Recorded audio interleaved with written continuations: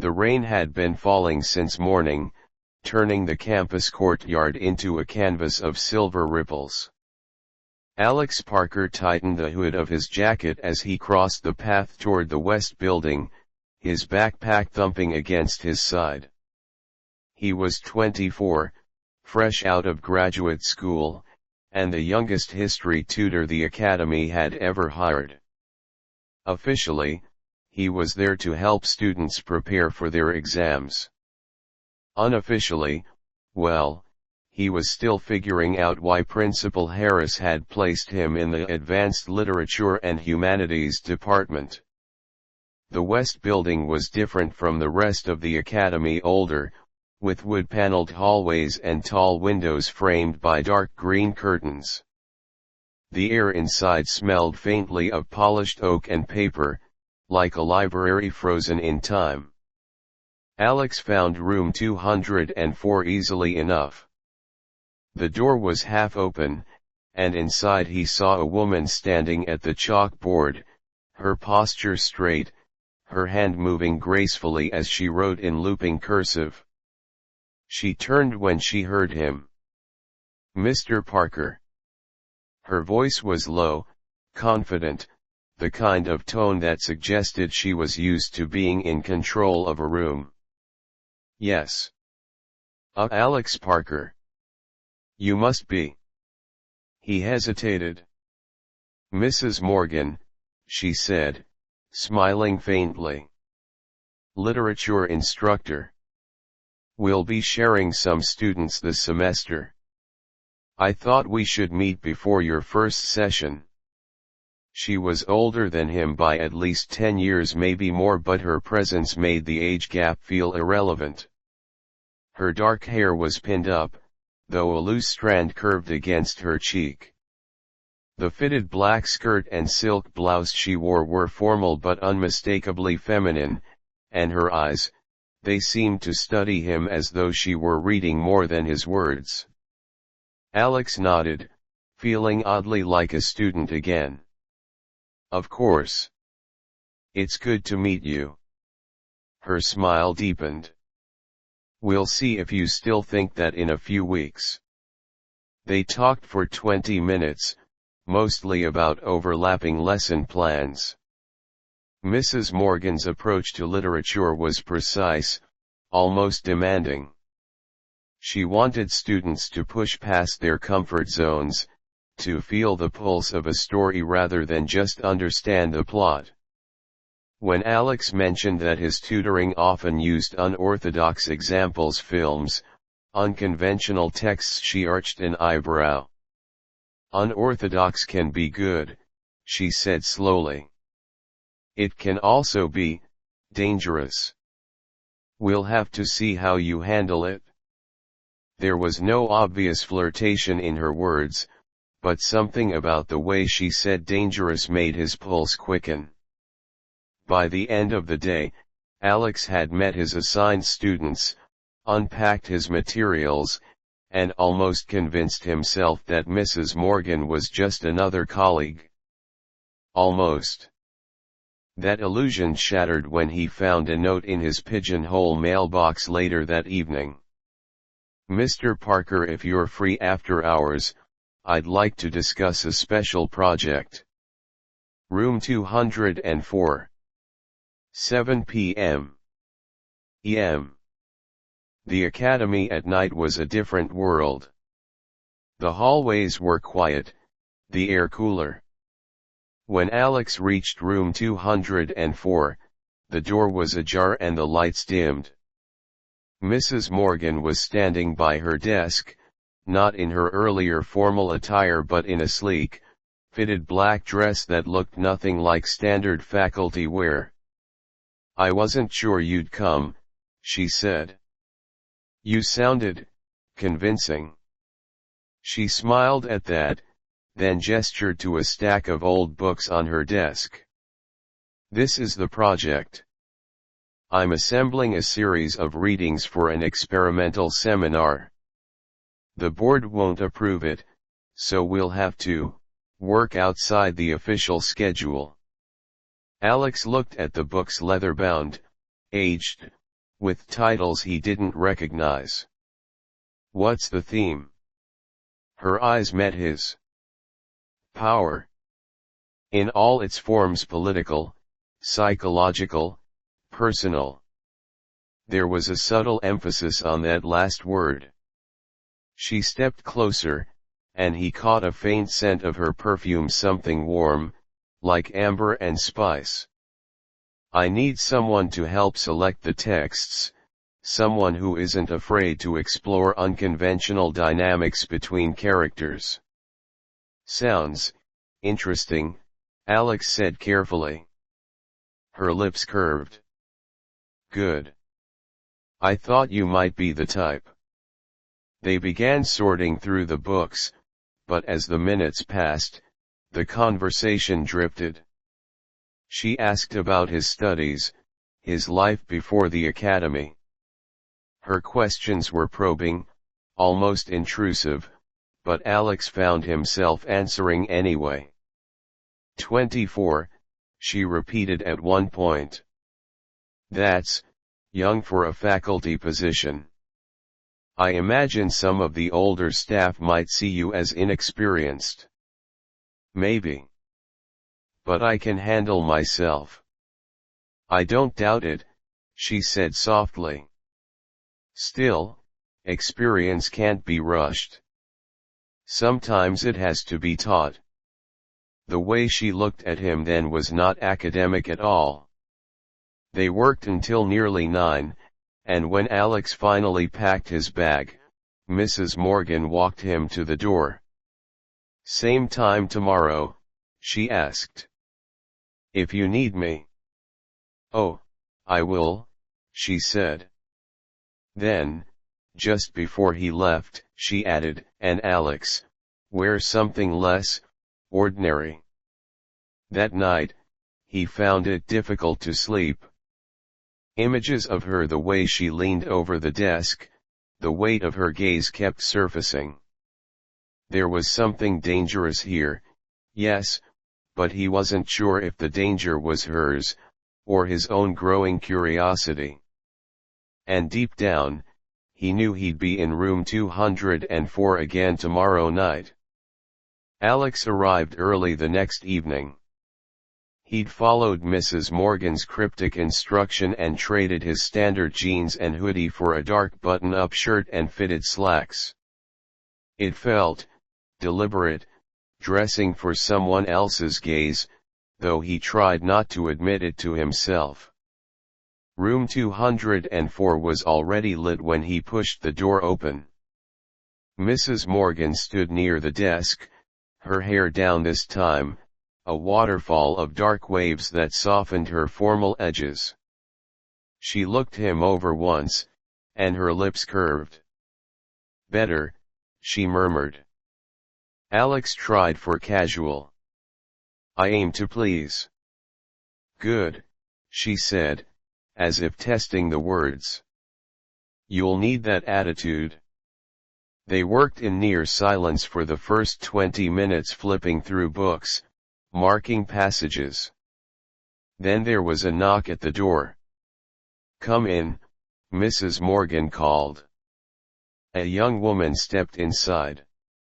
She was maybe 20, with a short, stylish haircut and bright green eyes that seemed to take in everything at once. She wore a cream sweater, plaid skirt, and knee-high boots, more fashionable than academic, but not out of place for a student. This is Claire, Mrs. Morgan said. One of my more promising assistants. Claire, meet Mr. Parker, our new history tutor. Alex, he offered. Claire's smile was warm, but her gaze lingered on him a fraction longer than necessary. Mrs. Morgan's told me about you. Oh. Alex glanced at the older woman. Only good things, Mrs. Morgan replied smoothly. Claire is helping with the same project I mentioned yesterday. I thought it might be beneficial for the three of us to work together. Something in her tone suggested she meant more than just reading lists. Claire took the seat across from Alex, setting down a notebook. She had an easy, confident energy, the kind that didn't shy away from holding eye contact. They began sorting books again, but the atmosphere had shifted. Every now and then, Mrs. Morgan would make a comment that seemed aimed at both of them. "Power isn't always obvious," she said at one point, tracing a line in an old text with her finger. "Sometimes it's quiet. Sometimes it's a test you don't even realize you're taking until it's over." Claire glanced at Alex, her lips twitching in a half-smile. "And what happens if you fail the test?" Mrs. Morgan didn't look up. "Then you learn the hard way." Around 8, Mrs. Morgan stepped out to fetch tea, leaving Alex and Claire alone. "She's intense," Claire said after a pause. "You work with her often?" Claire shrugged. "When she wants me to. She's the kind of person who makes you feel like you're part of something bigger, but also like you're constantly being evaluated." Alex smirked. "Sounds about right." Claire tilted her head. "She's curious about you. I can tell." "And you?" Alex asked before thinking. Her smile widened slightly. "I'm curious too." Before he could reply, the door opened and Mrs. Morgan returned, carrying a tray with 3 cups. Her gaze flicked between them, as if noting the air in the room had shifted in her absence. They drank tea, but the conversation was less about literature now and more about philosophy, control, influence, and the fine line between guidance and manipulation. "Do you think a mentor should challenge their student?" Mrs. Morgan asked suddenly, looking at Alex. "Of course. Even if it makes them uncomfortable." Alex hesitated. "Sometimes discomfort is how we grow." Her smile was slow. "I agree." By the time they wrapped up for the night, Alex felt an odd mix of energy and unease. He walked Claire out to the courtyard, where the rain had eased to a fine mist. "So," she said, pulling her sweater tighter, "are you coming back tomorrow?" "Looks that way." "Good," she said, and for just a moment, she stepped close enough that he could smell the faint citrus of her perfume. Then she smiled and walked away, her boots clicking on the wet pavement. The next day passed in a blur of regular tutoring sessions. But when evening came, Alex found himself standing outside room 204 again, only to find the door locked and a note pinned to it. "Room change 304. Bring your curiosity." Room 304 was smaller, more private, with thick curtains drawn across the windows. Claire was already inside, perched on the edge of the desk. Mrs. Morgan stood beside her, arms folded, watching Alex enter. "Tonight," she said, "we're not just discussing books. We're going to run a little exercise." Alex raised an eyebrow. "What kind of exercise?" "One that explores trust and boundaries," Mrs. Morgan said. "You're both adults. You can say stop at any time." Claire grinned. "Sounds fun." Mrs. Morgan retrieved a long strip of silk from a drawer, deep burgundy, smooth in her hands. She held it out to Alex. "Blindfold her," she said simply. Claire's brows lifted, but she didn't move away. Alex hesitated, searching Mrs. Morgan's eyes for some hint of the rules here. there was none, just that same quiet authority. He stepped forward, the silk cool between his fingers, and tied it gently over Claire's eyes. She smiled faintly. "Now, Mrs. Morgan said, her voice low, ask her a question. Any question. See how she answers when she can't see you." Alex thought for a moment, then asked, "What's something you've never told Mrs. Morgan?" Claire tilted her head, as if listening for his position. "That sometimes I wonder if she tests people just to see if they'll follow her, or if they'll push back." Mrs. Morgan's lips curved. "Interesting." The rest of the exercise stayed in the realm of words, but the air between the three of them was charged. When Alex finally untied the blindfold, Claire's cheeks were faintly flushed. "Well done," Mrs. Morgan said. "Both of you." As Alex left that night, he realized two things. Mrs. Morgan was deliberately pulling him into something far beyond literature. Claire was not just a participant, she was a willing accomplice. And whatever game they were playing, he was already hooked. The next evening, Alex found room 304 lit by a single lamp. Shadows softened the corners, and the heavy curtains muted the sound of the rain outside. Mrs. Morgan stood by the desk, flipping through a leather-bound journal. Claire sat on a low chair, legs crossed, idly twirling a pencil. "You're late," Mrs. Morgan said without looking up. Alex checked his watch. He was 5 minutes early. "Am I?" Her eyes lifted to meet his. "In my world, 5 minutes early is on time. On time is late." He decided not to argue. "Tonight," she said, closing the journal, "we're going to experiment with roles." "Roles?" Alex asked. "Yes," she said simply. "Everyone has a role in a group. Leader, challenger, supporter, sometimes even provocateur. I want to see where you fit." Claire smirked. "I already know where I fit." "We'll see," Mrs. Morgan replied coolly. She arranged 3 chairs in a triangle, placing a sheet of paper in front of each. On each sheet was a short passage from a novel, some romantic, some tense, all emotionally charged. "The task is simple," Mrs. Morgan said. "Read your passage aloud, not just the words, but the emotion behind them.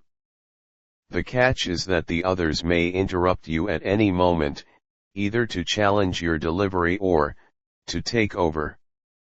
Alex frowned slightly. "So it's competitive?" "Not exactly," Mrs. Morgan said, her tone deceptively soft. "It's about control. Holding it. Losing it.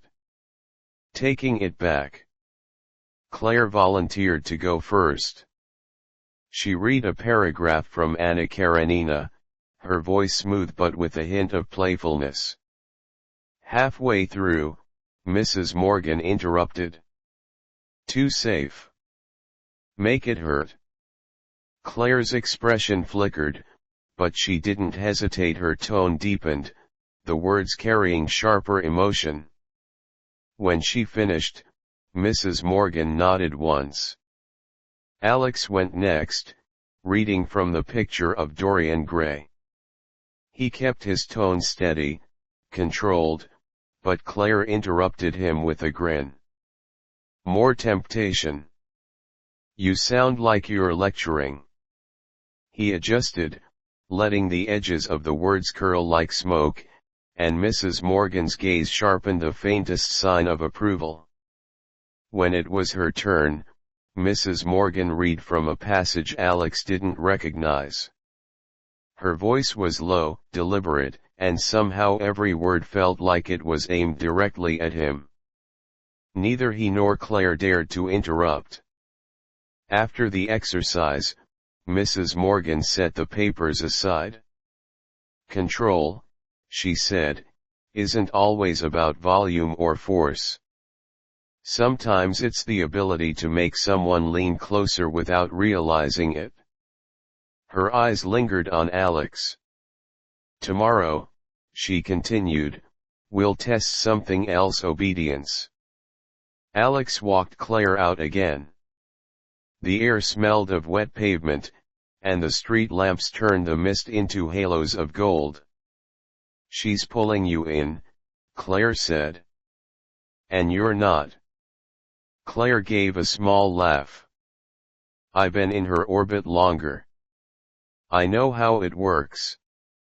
First she makes you curious.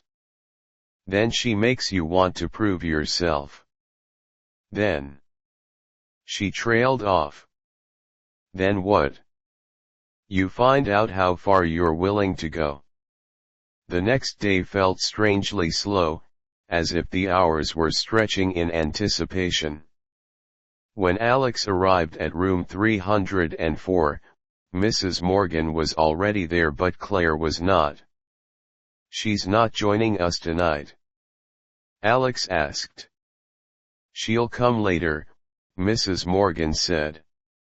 For now, it's just us. She walked to a small side table and picked up a small hourglass. Tonight's exercise is about following instructions exactly. No questions, no hesitations. Alex raised an eyebrow. Sounds like a trust fall without the falling. Not quite, she said. Sit. He sat. She set the hourglass on the desk and flipped it over. You have until the sand runs out to do exactly as I say. Fail, and you start over. Her first instructions were simple: move a stack of books, adjust the chair, close the curtains. But as the minutes passed, the requests became more personal. Stand closer. Hold my gaze. Don't speak. He obeyed, feeling the air between them tighten.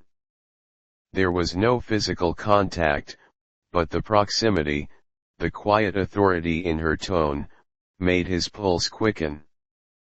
When the last grain of sand fell, she stepped back. Not bad. You take direction well. Claire arrived just then, carrying a folder of notes. What did I miss? Mr. Parker's obedience test, Mrs. Morgan said lightly. Claire's eyes sparkled. And he passed. For now.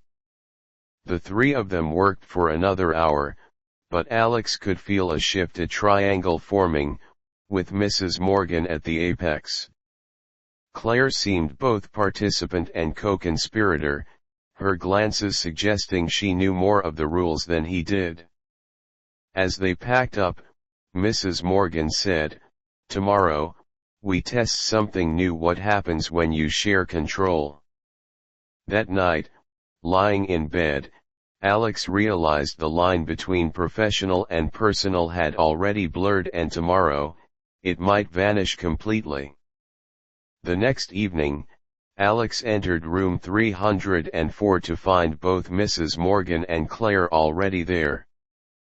The chairs had been cleared to the edges, leaving the center of the room open. A small table held a timer, a deck of cards, and what looked like a velvet pouch. Mrs. Morgan greeted him with her usual composed smile. Tonight, she said, you and Claire will be running the exercise, not me. Alex glanced at Claire, who looked equally intrigued. What kind of exercise? Mrs. Morgan folded her arms. One that tests your ability to take control, and then surrender it. You'll alternate. One leads, one follows. No arguing, no second guessing. Claire was chosen to lead first. She opened the velvet pouch and drew out a set of smooth, polished stones in different colors. "Stand there," she told Alex, pointing to the center of the open space. He obeyed, curious. She stepped close, holding a red stone between her fingers. "Your task is to describe the stone as if it were the most important object in the world. Convince me. You have 1 minute." Alex smirked but played along, describing its imagined history, the way it had been passed through centuries, the supposed legends tied to its color. When he finished, Claire smiled faintly. "Not bad. My turn." They traded roles, each giving strange, creative instructions: move the stones without using your hands, describe a book without naming it, stand completely still while the other tried to make you laugh. The room filled with an odd mix of concentration and suppressed amusement. Mrs. Morgan watched from the side, her expression unreadable but her eyes sharp. Halfway through, Claire's challenge changed the tone entirely. "Close your eyes," she told Alex. He did.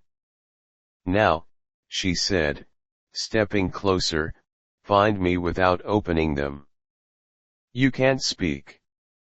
Just, find me." He moved slowly, listening for the faintest sound. A shift of fabric. The softest breath. When his hand brushed her arm, she didn't pull away. Instead, she let his fingers linger just long enough for the air between them to thicken. When he opened his eyes, she was watching him with a small, knowing smile. Mrs. Morgan's voice cut through the silence. "Good. Now switch." Alex led next, instructing Claire to read a line from one of the books they'd been sorting, but to do it while standing behind him, close enough that he could feel her presence without turning. Her voice was warm against his ear, the words carrying more weight than the page intended. Mrs. Morgan didn't stop them. If anything, she seemed to be taking note of every detail. When the timer finally beeped, Mrs. Morgan stepped forward. "Shared control isn't about equality," she said. "It's about balance. Knowing when to lead and when to follow without losing your footing." Her gaze shifted between them. "Tomorrow, we remove the safety net." As they left, Alex and Claire walked together down the quiet corridor. "She's enjoying this," Claire said. "So are you," Alex replied. Claire's smile was small but undeniable. "Maybe. But tomorrow will be different. When she says no safety net, it means she's going to push until someone slips." "Think it'll be me?" Alex asked. Claire glanced at him sidelong. "She's betting it will be. I'm not so sure." That night, Alex lay awake, thinking about the way Claire's arm had felt under his hand, the heat of her voice against his ear, and the way Mrs. Morgan seemed to orchestrate every moment, even when she wasn't speaking.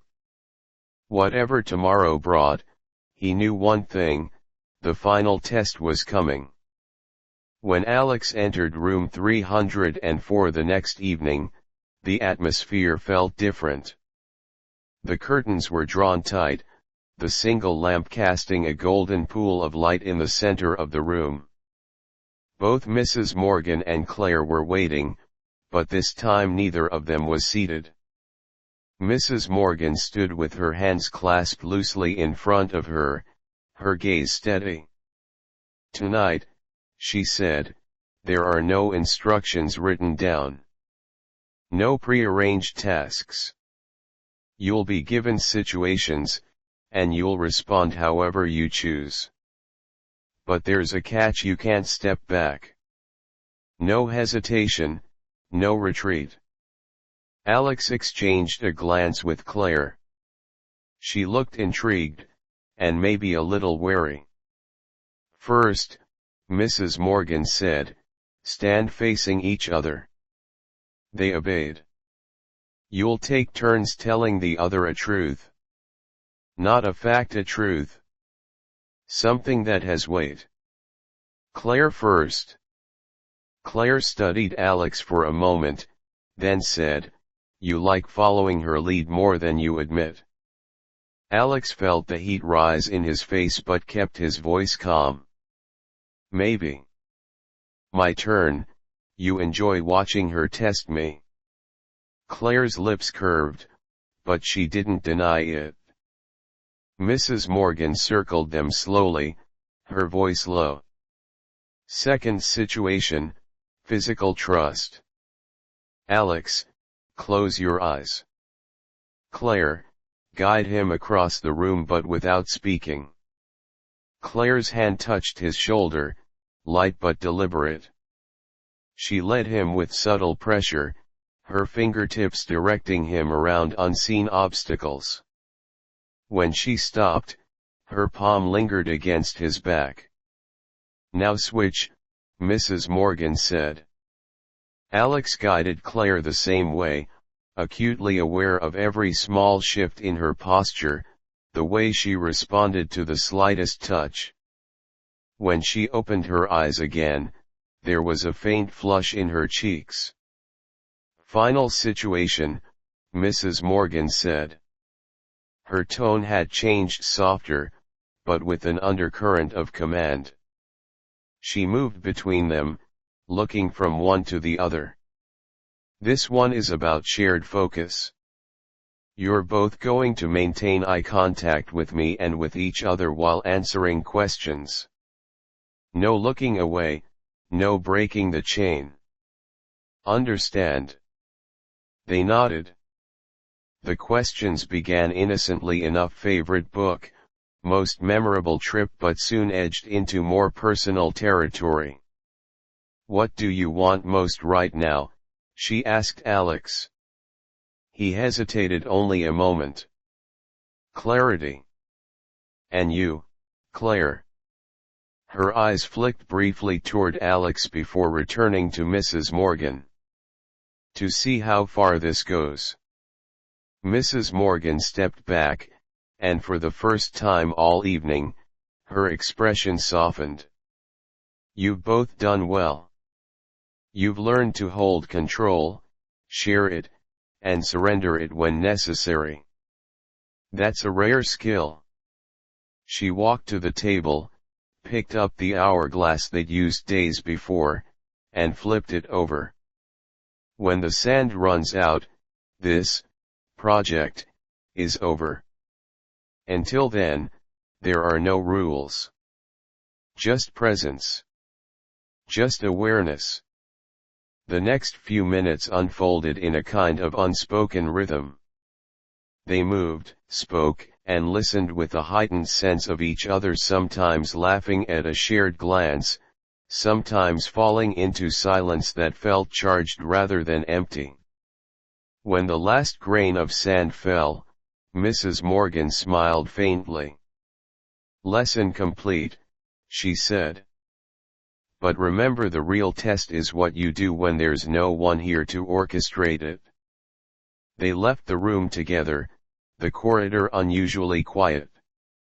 At the door to the courtyard, Claire paused. "So, clarity?" she asked. Alex smiled slightly. "Not yet. But maybe that's the point." Mrs. Morgan, standing just behind them, said nothing, but when Alex glanced back, her eyes held that same unreadable mix of challenge and approval. The rain had stopped, leaving the night cool and still. They stepped out into it, the sound of their footsteps fading into the dark, each of them knowing the lessons learned here would echo far beyond the academy walls.